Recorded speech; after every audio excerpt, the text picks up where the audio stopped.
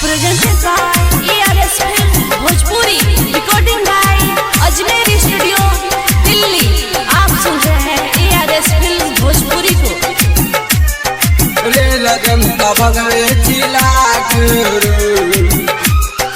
रे लगन music by DJ Umesh.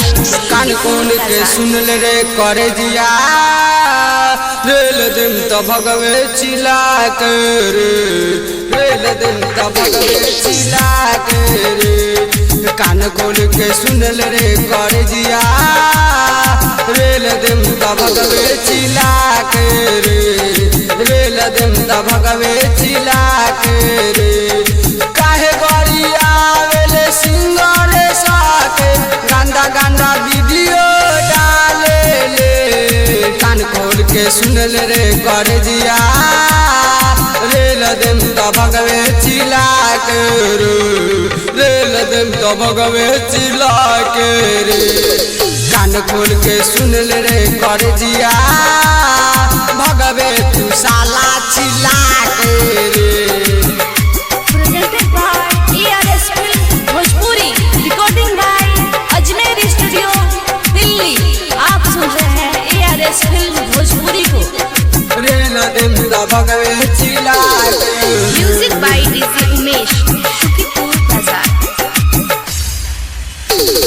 सब काके निमन लागता ही तो तोरा काहे काटता कीरी हो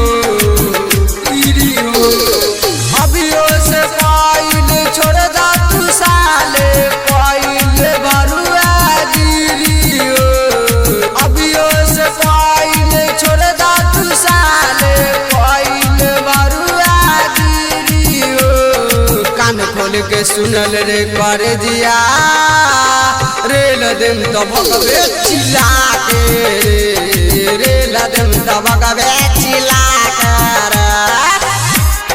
Presented by ARS Film Bhojpuri, recording by Ajmer studio Delhi. आप सुन रहे हैं ARS Film भोजपुरी को। रे म्यूजिक बाय लगन डीजे भगवे उमेश। चिलाक